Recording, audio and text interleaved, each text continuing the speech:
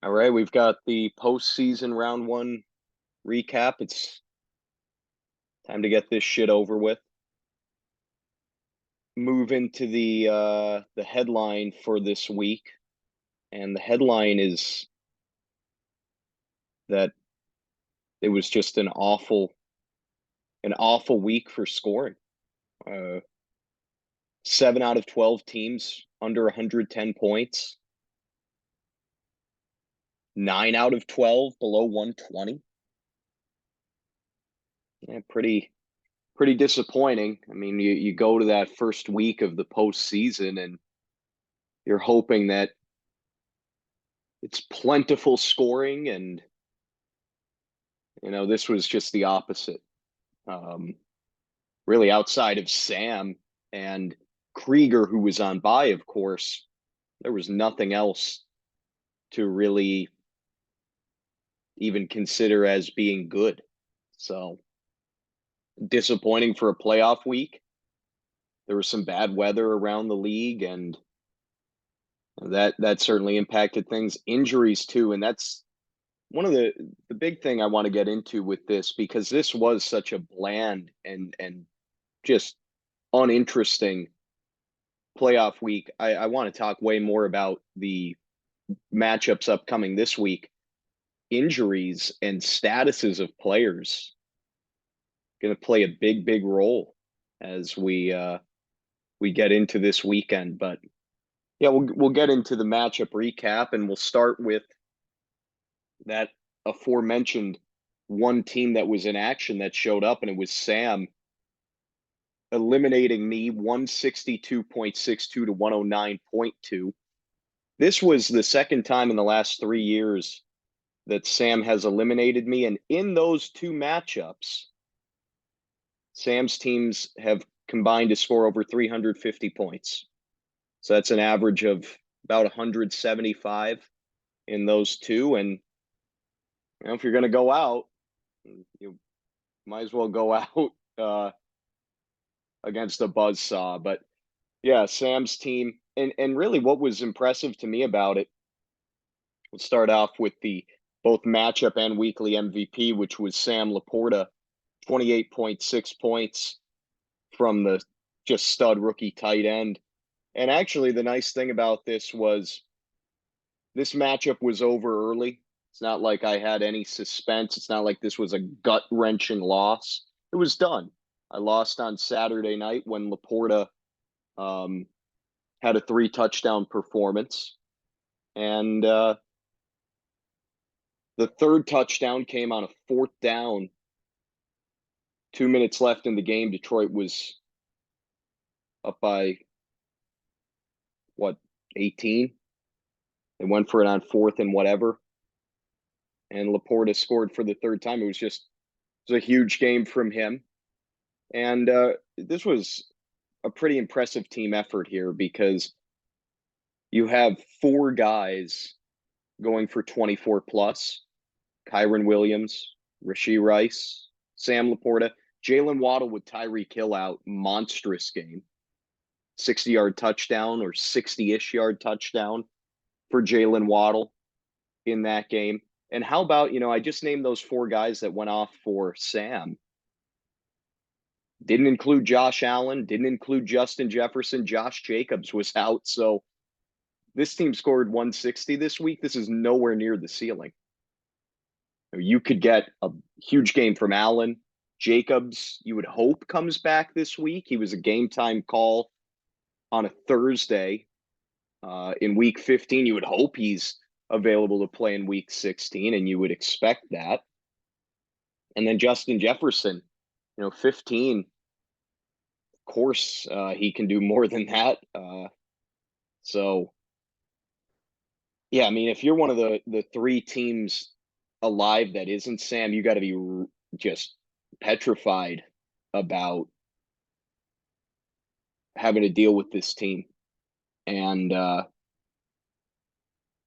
reality is that Sam getting into the playoffs with all of the shit that he dealt with was a remarkable achievement. And it was kind of a catastrophe for the rest of the league because, plenty of people, myself included, had a chance to knock him out, didn't take advantage of it, and now you kind of pay the price of that. And he may be at full strength this week for the first time in like basically all season, and that is a very that's scary to say the least. So again, I mean, just hats off to Sam for keeping his team afloat throughout all the bullshit, all the injuries, teams going off against him. He kept his team alive, finished 5-1 over the last 3 weeks, got in, and the team is poised to go on a run at this point. See what happens. But yeah, I mean, the better team won here. And that's I can't stress that enough. He had the better team at this point, and the regret for me and my squad is that I didn't knock him out in week 14 when he scored 108. My team decides to have like its worst week of the season in week 14, and it was damaging to say the least, because here I am a week later gone. And you look at my team, it wasn't an awful effort. 109.2. I actually, of the 6 playoff teams, was the third highest scoring of the 6 behind Sam and Krieger. Not terrible. Raheem Mostert scored twice, and I bid adieu to him on what was just an incredible season. One of my probably best picks ever. Running back 2, got him in the 9th round, was it? I mean, who could have ever expected him to be what he was this year? Guy's got 20 touchdowns. Just a freak season. And yeah, it's sad that I kind of wasted it, not even able to get out of the first round. But Trey McBride too, that was a great mid-season addition. He's been a target hog the last month since Kyler Murray came back. And yeah, but outside of that, you look at it and it's just no ceiling. I don't really know what happened with some of these guys down the stretch. I've talked about it with Diggs. This is, what is this now? 4 out of 5 games under 10 points. 4 of the last 5. 4 of the last 5 Diggs under 10 points. The fuck happened? Obviously this week it was a weather game, and they were able to just kind of run it down Dallas's throats, and why get away from that if it's working? But some of those other games, I'm not really sure what went down, but that crushed my team down the stretch. Stephon Diggs disappearing. And DK Metcalf, he had that one huge game, but that pick never worked out. David Montgomery, hey, I said it a few weeks ago. If the touchdowns dried up, he was going to be a low-end running back too. And that's what happened here the last couple of weeks. Just all the stuff that was going right, it kind of fell apart. And could I have made some moves to sell high on guys? I don't know, maybe, but like trades aren't a thing in this league.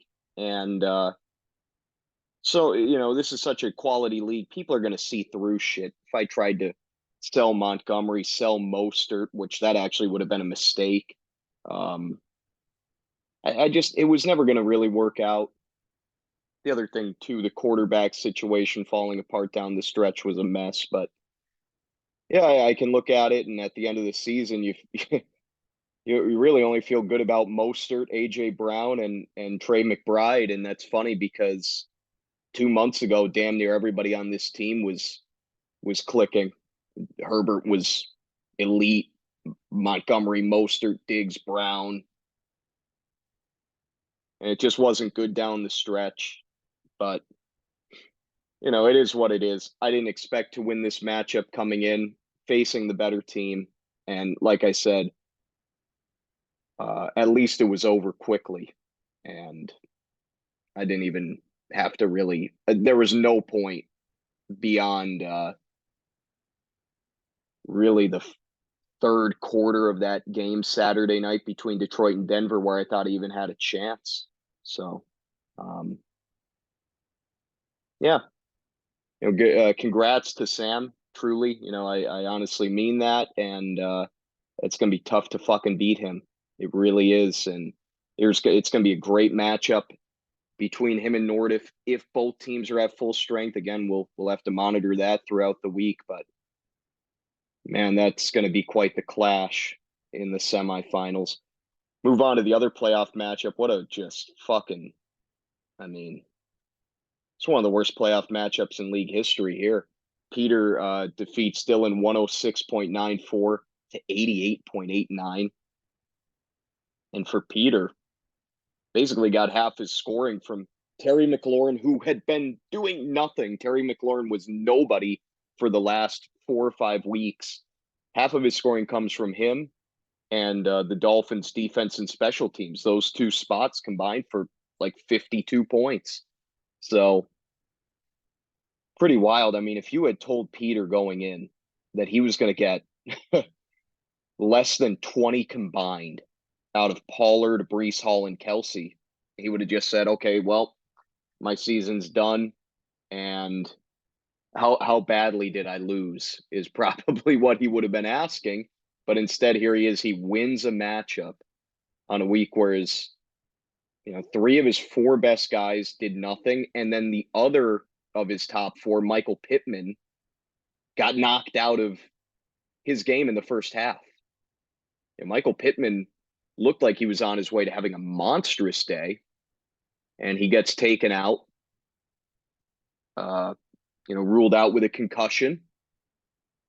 And yeah, I mean, Jesus, for Peter to have survived all of that is pretty wild. But yeah, you got those two huge performances, and you had an opponent who really struggled. There's not much for me to analyze here. Travis Kelce, what a just terrible game. That's the big thing that stands out to me. 7.8, second lowest score of the season from him. He's got to get going. If Peter is to have any chance against Krieger this weekend, he needs Kelce, he needs Pollard, he needs Pittman to somehow clear protocol. So, and we'll see. We'll see what happens. You survived a disaster, and maybe things can get put together this week. Very interesting quarterback start sit decision. Do you go back to Justin Fields in a favorable matchup? I've been talking about that for weeks. The fact that Fields had this favorable playoff schedule. Well, Peter made it to that now. He made it past the first round, and now Fields is an interesting option.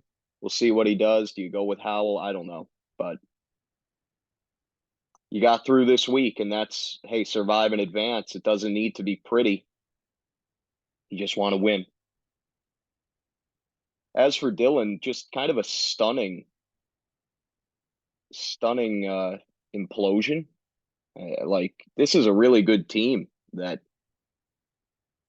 didn't crack 90. For Smith, Ayuk, and DJ Moore, none of them to top 10 points is hard to fathom. Obviously, Eckler, been discussing that for a while, right? He just hasn't been good. He's that really hurt Dylan's team. That was, that was his first round pick, and he really never performed like one this year. He got injured early on. He did have a 3-game stretch looking at it now, weeks 8 through 10. He topped 20 in all of those games. But just too many horrible performances. 6 out of his 11 games played, 10.2 or less. Eckler, really a pretty major bust. And he's the running back 25 on the season. Mahomes, again, sub 20 points. This is I don't need to get into that again. I've been talking about that way too much. Mahomes just never got going. He was a bust. So, yeah, this was kind of the problem. And Dylan did have some really bad performances at times because of it. You know, those were his top two picks, I believe, right? Yeah. Those were his top two picks, and they just didn't live up to it. And the rest of the team I thought was great. Kenneth Walker was a steal. Brandon Ayuk was a steal. DJ Moore, just a great pick. And wide receiver 8, you got him 53rd overall.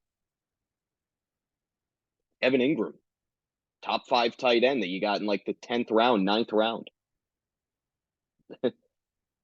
Dylan made some great picks in the middle rounds.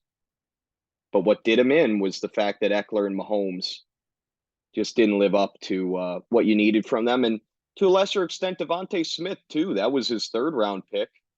And he was solid, but the wide receiver 14. Some down games, not a ton of like crazy, 0 games above 25 points for Devontae Smith. A handful of 10.5 or less. He was fine, but he wasn't great. And yeah, man, if Dylan had gotten like last year Mahomes and last year Eckler, he probably has the best team in the league. But that's not what happened. And so he's bounced. He's gone. Also, -1 from the kicker position. Tough, tough times there. It's not like it would have meant much, but I mean, if you had gotten one of those crazy 17, 18 point performances out of kicker, then you would have won. Left Ty Chandler on the bench. That also didn't really matter because it was between Chandler and Kenneth Walker for Dylan. So that only ended up costing him 4 to 5 points. At least he doesn't have to feel as if that cost him the matchup because that would have sucked. That was definitely a tough start-sit decision for him. And yeah, so you know, a good team in Dylan is eliminated here, and Peter moves on to face Krieger, and that's going to be an interesting matchup just because of what I keep saying about Peter's team. Like, if it can ever all come together, it has not come together at any point this season, it feels like. If it can all come together at the right time, you know, he's made it to the semis now. You need 2 big performances. Maybe you only even need 1, but if it could come together at the right time, there's enough ceiling with this team if it all clicks. But yeah, we'll move over to the consolation last place matchups. Really a tight one here between Mecca and Larar, and Matt wins 119.47 to 114.14. 114.14. I like that. I didn't name a matchup MVP for Peter. It's the Dolphins defense and special teams 25.94. Mecca matchup MVP. We're gonna go with Nick Mullins, which is that's just the week. I mean, that's how this week went. 20.15 from Nick Mullins is like a great wow. And 20.15. But it was notable because obviously Matt was without CJ Stroud and needed to pick someone up, and that was a solid choice there, getting those 20 out of a guy you picked up off of the scrap heap. Well-timed, very good game from Devontae Smith. Not Devontae Smith, Devontae Adams. I shouldn't have done this at 4 a.m., but I'm a fucking just schmuck. I am. There's so much wrong with me, but I wanted to get this done. I fucking just needed to get this done. 24.1 from Devontae Adams.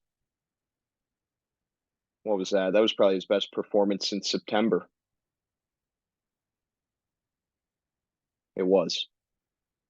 Yeah, it was his best, highest scoring game since week 3 when he had 42.2.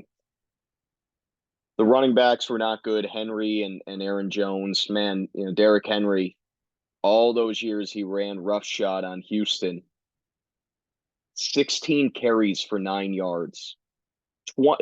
This is the worst game I've ever seen from a player, I think. Derrick Henry in this game had 20 touches for 10 yards. 20 touches for 10 yards. He had 4 catches for a yard. Seriously, I think it's the worst game I've ever seen from a running back. And it was against a team that for years he has pulverized. For years he's embarrassed. And I mean, he got embarrassed on Sunday, clearly. Aaron Jones came back from his months-long injury. Whatever injuries he's had, he's missed like half the season he's like week to week and he never plays, but he finally played here and he still sucked. He's been awful. Running back 44. This really an interesting season because so many of those great running backs, right? So many of those great running backs who were in their like late 20s to 30-ish years old, guys who had been on top of the fantasy landscape for forever. A bunch of them came crashing down this year. Eckler, Henry, Aaron Jones, obviously Ezekiel Elliott, on a different team now, Dalvin Cook on a different team now, but still, those guys have been great forever. They're done now. So that's 5. There might be more that I can't think of right now. But it is wild that like all those guys have been first and early second round picks forever. And now they're all done. They're all just done. And it's pretty wild that it all came crashing down in the same season for them. Rest of Matt's team, Mike Evans was good. He got into the end zone, basically did what he's done all season. And just really a great year for Evans, 11 touchdowns.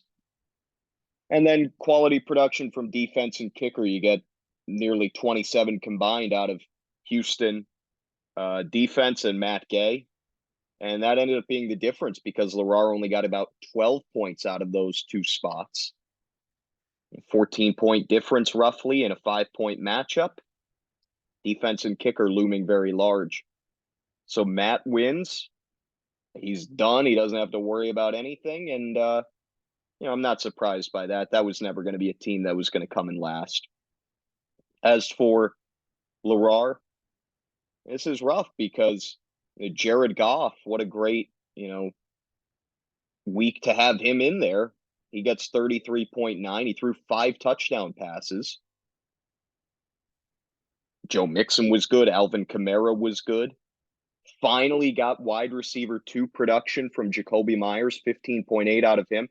One of the things that was really funny was Jacoby Myers threw a touchdown pass in this game, but unfortunately for Lerrar, it was to Devontae Adams.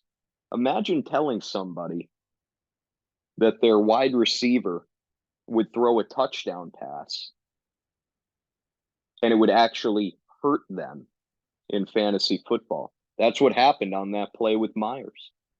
It was one of the sicker things I've ever seen in fantasy football.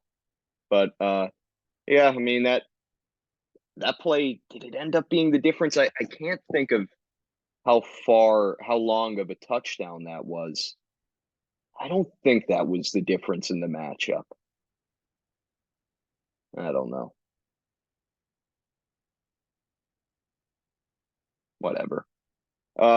If you want to look into that and find out if it was, be my guest. Go for it. I'm not doing that right now. Jamar Chase too. This was kind of brutal because he goes out at some point in that game. I can't remember exactly when.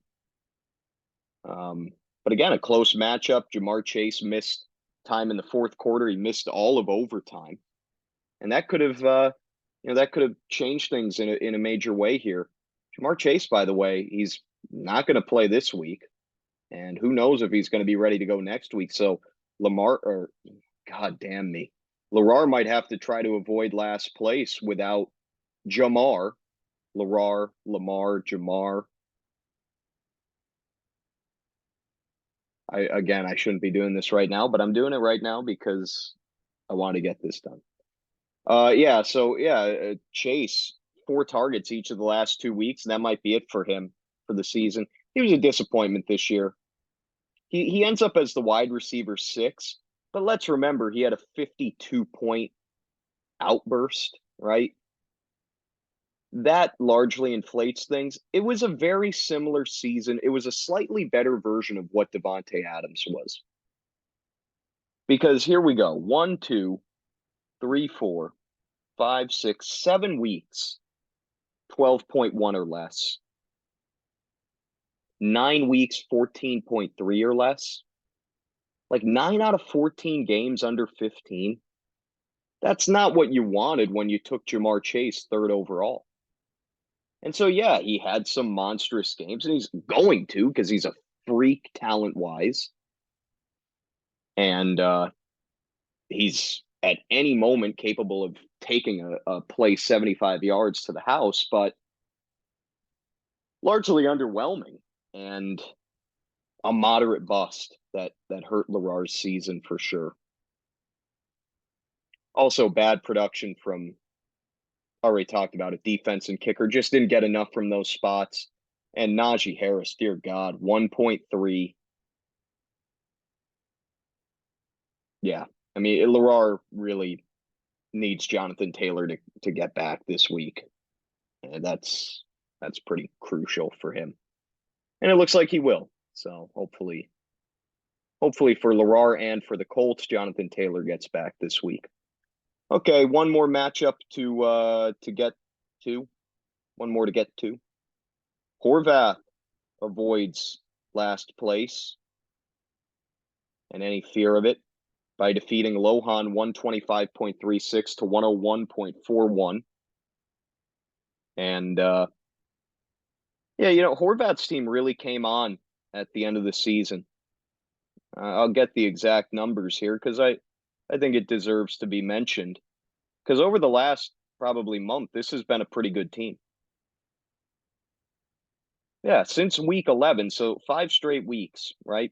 Well, not 5 straight, but for the last 5 weeks, Horvath has scored 124.36 or more. It's pretty damn good. Like, once this team got a little bit healthy with Cooper Kupp and Deebo Samuel, it's been pretty good. And you think, like, man, if he had Nick Chubb, this would have been a playoff team probably. If Horvath had, been full strength all year. And you think about the difference between like his team and Sam's team. Sam was able to overcome injuries, had the depth to do it, and Horvath didn't. But man, Horvath also hasn't had Ramondre Stevenson recently, and he's been performing without him. It's been impressive. I really, he deserves that shout out because it's gone under the radar a bit because he was basically eliminated throughout the entirety of this upswing. So it might not have gotten noticed, but this team's been pretty good lately. We'll leave it at that. David Njoku, him and Joe Flacco have something kind of magical going on. He was the matchup MVP here with 26.4, 14 targets. What the fuck? Over 50 points combined over the last 2 weeks, 3 touchdowns. Okay. What a just crazy couple of blow-up games. And because of that, the just kind of long-time disappointment at the tight end position. So much hope for years. It was never really realized. But here he is now, the tight end 6 this season. I mentioned this last week. Since week 7, double digits in all but one game. He's been pretty damn solid. He's having a good year. And with Flacco, he's been great. Cooper Kupp, really good lately. back-to-back games over 25. Deebo Samuel, really good lately. We've talked about this. This is what, four straight? Yeah, four straight over 20. He's been awesome. He just missed so much damn time. It's been the only thing that's ever really been an issue for Deebo is staying healthy, and it sucks. But God, when he plays, few are better than him. DeAndre Swift, another down game, 9.5. He has sucked for a while now. 5 of his last 6 single digits. Yeah. Running back has just been a real catastrophe for Horvath for most of the season. Chubb going down early, Stevenson starting out slow, Swift finishing like this. But hey, he navigated through it and has a chance to finish in 7th place, which is nothing to, scoff at. That's very respectable. So yeah, good for Horvath. This was a big week for him, and he got his team out of the last place thing. Lohan 101.41. Obviously, that's just terrible. And Hurts was fine. What did he have? 2 rushing touchdowns to salvage? Yeah. I mean, he was terrible for real life purposes, and he really has been for a while now. Post week 10 bye, Hurts has 4 passing touchdowns, 4 interceptions in 5 games, 200 or less passing yards in 4 out of 5. Hurts he's been pretty bad real life, but he's been amazing for fantasy because he has how many rushing scores? He has 14 rushing touchdowns. It's obscene. So yeah, great fantasy game for him. James Conner was really good. A little bit surprising against San Francisco. He got into the end zone, and he's got some hilarious receiving stats this year. James Conner, 17 receptions for 39 receiving yards. Come on. Since he returned from injury in week 10, he's got 9 catches for 9 yards. I'm not going to say anything more about that. TJ Hawkinson was fine, 12.3. It's been a little tough for him recently. 4 straight games under 65 yards receiving, 4 straight games, 6 or less receptions, only 1 touchdown in that stretch. I don't really know why. I guess all the quarterback mess has probably hurt him. Just hasn't been quite on that same level he was with Cousins, with Dobbs and Mullins. Makes sense. Someone was going to take a hit. And of course, Justin Jefferson is back now too, and that hurts. And you got Addison, who's been great. So it makes sense. Hawkinson's still been fine. It's just he's not going off like he was earlier in the season. Saquon Barkley, rough day, 5.7. He had a couple of good games in a row. Well, no, he had 2 out of 3 good games. He's actually alternated bad and good since week 9, basically. Good, bad, good, bad, good, bad. So he's due for a good game. I don't know that means anything, but maybe the universe is predictable like that. Calvin Ridley. Yeah. 3 straight games under 10 points. What a just a shit season.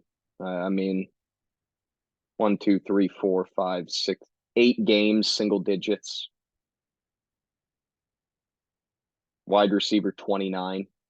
Somehow, God, I mean, 9 catches on 25 targets the last 2 weeks. Trevor Lawrence isn't playing well. He's injured. He's played through a bunch of shit here recently. He might miss this week with a concussion. So, I mean, maybe that'll help Ridley. It can't really get worse than it's been. But yeah, there's some issues both with Ridley, with Lawrence, with their connection. And it just hasn't been, there've been a couple of those big games, but you know my thoughts on him. Zay Flowers, that's too bad. 1.7 because he had those two big games in a row, but it's part of what happens when you have guys in this Ravens offense. It's just so hard week to week to trust any of them. And yeah, Zay Flowers has been very up and down this year. Still a great pick.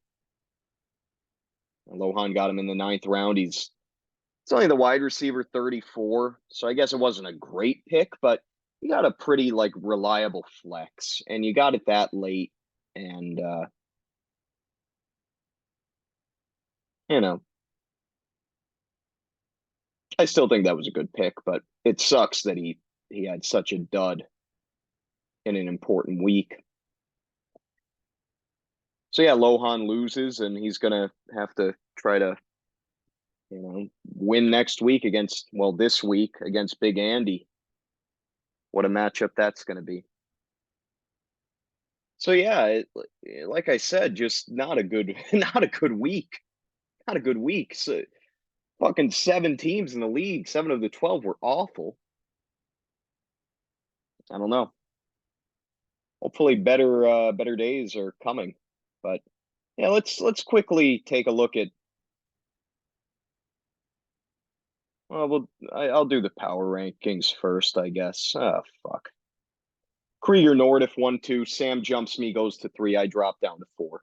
Peter jumps Dylan up to 5, and Dylan, of course, falls that one spot to 6. And then the back half stays the same. Horvath, Mecca, Lohan, Colin, Larar, Andrew, that's 7 through 12. Postseason round 2. It's coming. It's coming quick. And yeah, we got Krieger against Peter. And man, this is interesting to me because mainly just what I keep saying about Peter's team. Can you get like a 25-point showing out of Kelsey? Can you get 25 out of Fields? You know, can it all come together in the same week? Also, hey, I see Peter currently has Gus Edwards slotted in. Gus Edwards, Keaton Mitchell goes down. He could loom large.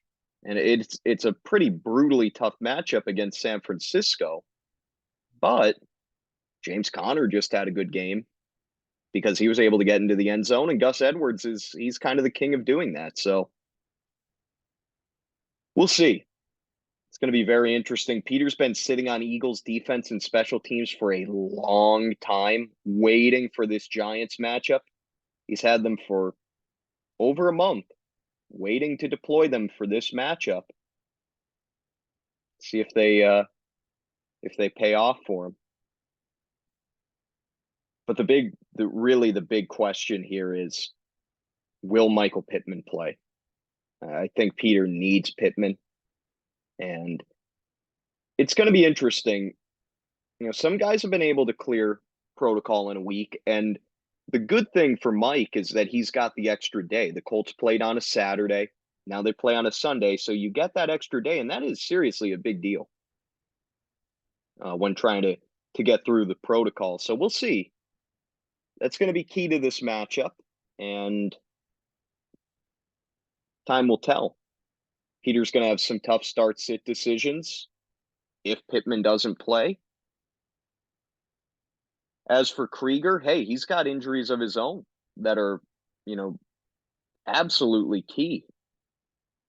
Chris Olave, the report last I saw was that he should play on Thursday night. So that'd be huge to get him. Isaiah Pacheco, is he going to play? That's pretty critical. So, yeah, Injuries just massive all over these matchups. Truly, over to Nordiff against Sam again. And Josh Jacobs, is he going to play for Sam? That's a big one. I haven't seen any updates on his status. We'll get one when they come back to practice here on in 12 hours or so. Wow, why is this website doing this to me right now? What did I do to deserve this? Uh